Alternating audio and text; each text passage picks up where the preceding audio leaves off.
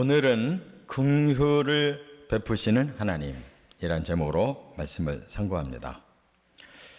사실상 이제 니느웨의 성이 무너질 것이다 라고 하는 하나님의 그 경고의 말씀은 이제 없던 일이 됐습니다. 요나가 그렇게 싫었던 일을 이제 할 수 없이 전했는데 요나는 그야말로 정말 그런 일이 일어나지 않기를 바랬는데 이렇게 하나님이 니느웨의 성을 용서해 주시고 끝을 맺겠다고 하신 걸 알고는 오늘 이 4장에서 분노가 폭발을 해버렸습니다. 그래서 하나님 앞에 여기 보니까 얼마나 화가 났는지 아주 노골적으로 하나님께 저항을 하고 있는 걸 볼 수가 있어요. 이 5절 속에. 그러나 하나님은 오히려 반대로 대단히 부드럽게 계속 요나를 설득하시고 결국 이제 다음 시간에 상고할 6절 이하에서 요나에게 정말 가장 중요한 그 사랑의 메시지를 전함으로 이 말씀을 마감합니다. 그런 책이 있어요. 과연 요나는 그 후에 어떻게 됐을까? 어떻게 됐을 것 같습니까? 이 요나서를 남긴 거 보면 자기가 그렇게 분노가 폭발하고 막 하나님 앞에 항의했었지만 결과적으로 하나님이 옳았다는 것을 깨달았기 때문에 자기의 수치가 될 수 있는 이 모든 내용을 그대로 다 자서전처럼 남겨놨잖아요. 결국 요나는 더 깊이 회개할 수밖에 없었고 역시 하나님이 옳으셨습니다 라고 이렇게 써놨고 아마 하나님 나라에서 두고두고 요나서 잘 썼다 라고 말할 거예요. 유대인들은 지금도 이 요나서를 고난의 때에 그리고 나라와 민족이 이렇게 수치를 당했을 때에 이걸 읽는다고 그래요. 다시 말하면 그들도 깊이 깨닫고 요나와 같은 심정으로 회개하는 마음을 갖는다는 뜻이죠. 그렇게 돼야 그들이 하나님 앞에 제대로 돌아올 수 있는데 아직 조금 더 시간이 남은 것 같아요. 아직 안 돌아온 거 보니까. 자, 오늘 본문에서 우리는 두 가지의 이 사고의식을 볼 수가 있어요. 하나는 율법적인 사고의식이 있어요. 또 하나는 복음적인 사고의식이 있어요. 지금 요나는 철저히 율법적인 사고의식을 갖고 있습니다. 근데 거기다가 더구나 자기중심적인 지나친 선민의식이 거기 포함되어 있고 자기 생각을 거기에 자꾸 중심에다가 놓는 이런 이기적인 의식이 있어요. 우리 많은 사람들이 여기에 사로잡혀 있어요. 율법적이라는 것은 법적인 사고의식을 말하는 거예요. 옳다 그르다를 판단합니다. 근데 그 자체만으로는 대단히 훌륭한 거예요. 바로 하나님도 정의를 원하시는 하나님이시기 때문에 법적인 것이 대단히 중요해요. 그러나 거기에 자기를 우월하게 생각하는 선민의식이나 자기 중심으로 생각하는 이기적인 생각이 거기 포함될 때 그 율법은 남을 정죄하고 저주하고 심판하고 이렇게 결과가 나빠지는 거예요. 바로 요나에게서 우리가 그걸 깨달아야 되는 거예요. 그러나 하나님은 정반대로 지금 대응을 하고 계셔요. 바로 복음적인 사고의식을 가지고 대응하고 계셔요. 그래서 요나는 막 저놈들은 나쁘고 악한 놈들인데 왜 이렇게 하십니까? 그러나 하나님은 그거 알면서도 그래도 긍휼이 필요한 사람들이다 라고 말하는 거예요. 저놈들은 죽어 마땅한데요 하고 저주를 하지만 그러나 그래도 저들을 하나님은 어디까지나 용서해 주셔서 다시 기회를 주고 싶어 하시는 거예요. 저놈들 끝내 심판받는 거 봐야 되겠습니다. 지금 요나는 말하지만 하나님은 아니다. 저들 구원해야 할 가치가 있는 자들이다 라고 말씀하는 거예요. 여기서 우리는 얼마나 깊은 이 사고가 필요한가, 그리고 어떤 의식을 가지고 살아야 되는가를 깊이 깨달을 수가 있어요. 오히려 요나서는 이렇게 갈수록 우리로 하여금 더 깊게 생각을 해봐야 될 말씀이 남아있다는 거예요. 그래서 오늘 세 가지로 좀 비교해가면서 말씀을 나눕니다. 첫째는 1절, 2절에 보면 정죄의식과 긍휼의식의 차이를 보게 돼요. 자, 먼저 정죄의식이 바로 요나에게서 나오는데 여기 1절에 보니까 매우 싫어했다고 그랬어요. 그리고 썽을 냈다고 그랬어요. 왜 그렇습니까? 자기 자신이 볼 때에는 자기 민족 북이스라엘보다 이 니느웨, 이 아수르 나라는 훨씬 더 악하고 잔인한 자들이다 이렇게 생각합니다. 맞아요. 객관적으로 역사상 가장 잔인했던 이러한 제국이 아수르라고 그래요. 그래서 아수르는 자기가 적이라고 생각하면 완전히 괴멸을 시키는 작전을 사용한 거예요. 그래서 북이스라엘이 아수르에게 정복당한 다음에 완전히 흩어져서 사라져버린 거예요. 민족을 막 싹 섞어버렸어요. 해외로 막 다 쫓아내고 다른 민족을 그 땅으로 들여놔가지고 혼혈족을 만들어서 그들의 뿌리를 뽑아버리는 거예요. 이런 잔인한 방법을 쓴 나라가 아수르예요.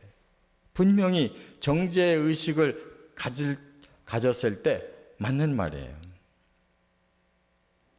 그런데 자기 자신이 지금까지 하나님의 뜻을 거역했던 게 바로 그거라는 거예요. 니느웨에 가서 40일 후에 무너진다고 말하라는 거, 그 속을 알고 있다는 거예요.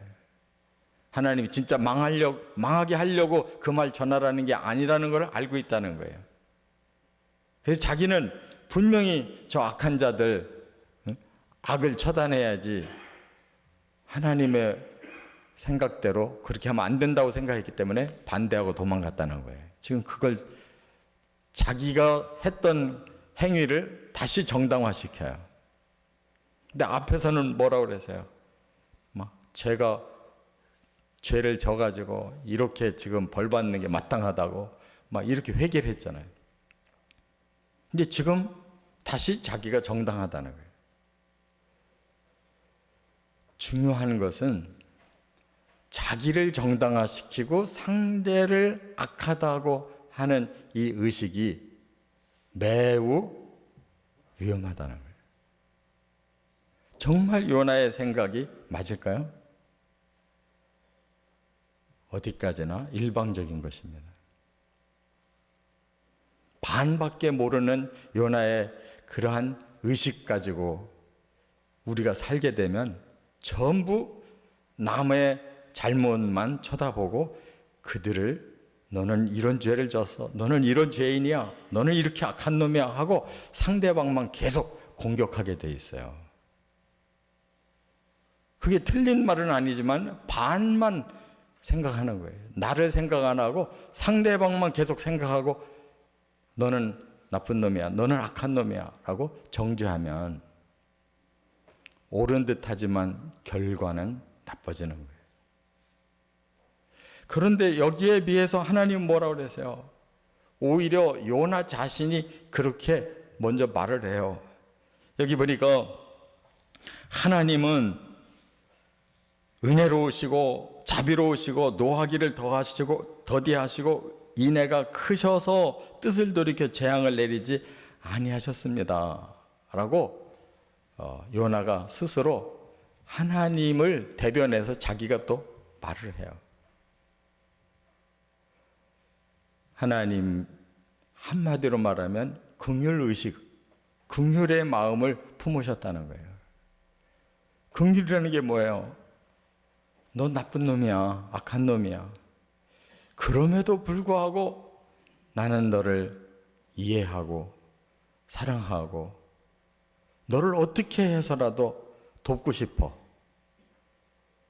이런 마음이 나머지 반을 가지고 있어야 제대로 사람을 판단하고 제대로 사람을 볼 수 있다 그 말이에요.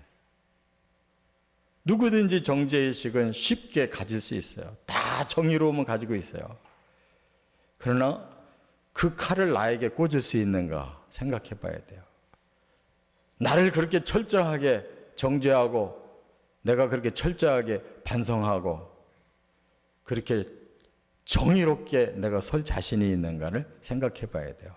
그렇지 못하다면 나를 긍휼히 여겨야 돼요. 그와 똑같이 상대방도 그렇게 정죄만 할 게 아니고 긍휼히 여겨야 나도 살고 그도 사는 거예요.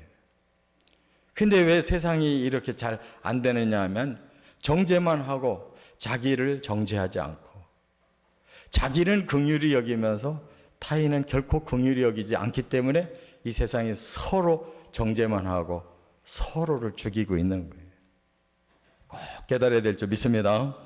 두 번째, 3절과 4절에 보면 저주의식과 용서의식의 차이가 있다는 거예요. 여기 요나가 이제 때를 씁니다. 뭐라고? 내 생명을 거두어 가소서 사는 것보다 죽는 것이 낫습니다. 그래요. 이 말은 정말 자기가 죽고 싶다는 뜻이에요? 반대로 말하는 거예요. 하나님, 저놈들 죽여야 됩니다. 그렇지 않으면 저를 죽여주세요. 둘 중에 하나 선택해달라는 거예요. 이게 뭐냐면 이게 바로 저주의식이라는 거예요. 저놈은 죽어야 될 놈이면 저 집은 망해야 됩니다. 뭐 계속 저주를 퍼붓는데 더 강한 말이 뭐냐면 차라리 나를 그렇게 죽여주세요. 하나님 나를 망하게 하세요. 저놈들 살리려면 나 죽여버리세요. 이렇게 지금 강력하게 저주를 하고 있는 거예요. 하나님 보고 둘 중에 하나 선택해달라는 거예요. 아주 요나가 보통 지금 때를 쓰는 게 아니에요. 다 우리도 그렇게 말하잖아요. 내가 죽일 놈이다. 나는 죽어야 돼. 스스로 자기를 저주하지만 저주하는 게 아니에요. 상대방 때문에 이렇게 됐다고 반대로 지금 상대방을 저주하는 거예요. 너 때문에 내가 죽는다. 내 잘못으로 내가 죽는 게 아니라 너 때문에 내가 이렇게 망하고 있고 너 때문에 내가 이렇게 힘들어. 상대방의 책임에 상대방을 저주하고 있는 거예요. 그러나 하나님은 뭐라고 말씀하십니까? 다 듣고 나서 한마디만 이 4절에 이렇게 말씀하시죠. 여호와께서 이르시되 내가 성내는 것이 옳으냐. 이렇게 한마디만 말씀하시죠. 정말 우리로 하여금 깊이 생각해 볼 수 있도록 한마디면 다 되는 거예요. 너 자신을 한번 생각해 봐. 정말 네가 남을 정죄하고 네가 남 대신에 죽을 수 있는 네 자신이 정말 철저하게 너 자신이 희생되고자 하는 거냐? 네가 정말 그렇게 정의로우냐? 네가 정말 남을 저주할 만큼 정말 너는 훌륭하냐? 너 성내는 것이 옳으냐? 생각해 보라는 거예요.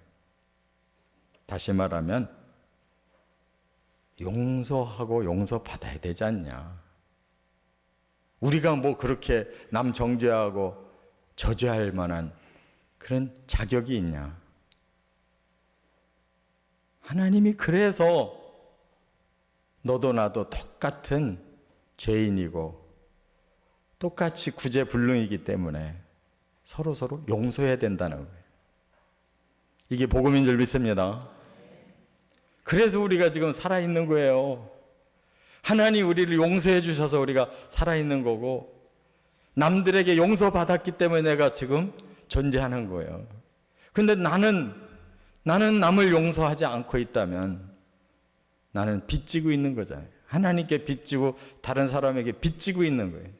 나는 용서하지 않고 계속 정죄하고 저주만 하고 산다면 우리는 너무 큰 빚을 지고 있는 거예요. 세 번째, 5절에 보니까 심판의식과 구원의식의 차이가 있다는 거예요. 여기 보니까 5절에 이렇게 요나가 새로운 또 방법을 구사합니다. 이제는 짐 싸들고 성 밖으로 나가는 거예요. 동쪽 성 밖에가 아마 언덕이 졌던가 보죠. 높이 있어가지고 내려다볼 수가 있었던가 봐요. 거기다가 초막을 졌대요. 텐트를 친 거예요.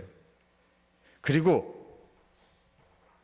소위 말해 토시고 앉아가지고 계속 니느웨 성을 주시하는 거예요. 왜? 하나님이 설마 이렇게까지 내가 노골적으로 항의를 했는데 하나님이 한번 말씀하신 거 철회하지 않고 시행하시겠지 이렇게 보는 거예요. 왜?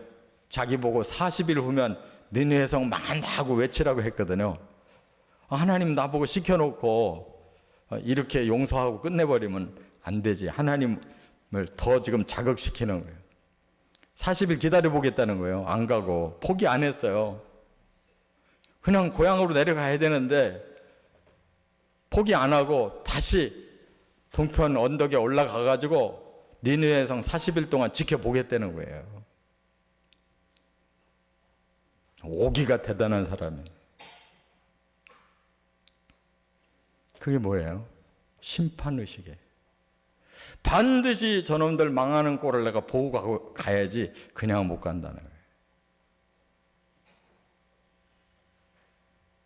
여러분, 우리의 마음에 오기가 얼마나 많아요. 두고 보자. 내가 반드시 원수 갚을 거야. 너 그러고는 편히 너 못 살 거야. 언젠가 망하는 걸 내가 반드시 볼 거야. 남을 그냥 저주할 정도가 아니라 아주 단호하게 심판을 기다리는 사람들이 얼마나 많아요. 그래서 수없이 사고가 터지는 거예요. 용서하지 못하고 끝까지 심판을 하기 때문에 사고가 터져요. 그러나 하나님은 어떻게 하셨어요? 애초에 40일 후에 이 성이 무너진다고 말씀한 거는 경고였어요. 진짜 망하게 하고 싶어서 심판하고 싶어서 하신 게 아니었어요. 경고를 했는데 그들이 그 경고를 받아들이고 왕으로부터 모든 짐승들까지 다 회개하는 걸 보시니까 속으로 약속했던 대로 그들을 용서하고 어떻게 해요? 구원해야 될 거 아니에요. 하나님이 가장 정확하게 하신 거예요. 그래서 40일이 됐어도 그냥 여전히 멀쩡하게 그 니느웨 성이 살아 있었던 거예요. 요나가 그걸 모르는 게 아니죠. 자기가 용서가 안 되니까 끝까지 심판을 보려고 한 것뿐이에요. 참 얼마나 중요한 이 의식이 이렇게 차이가 있다는 것을 우리가 알 수가 있어요.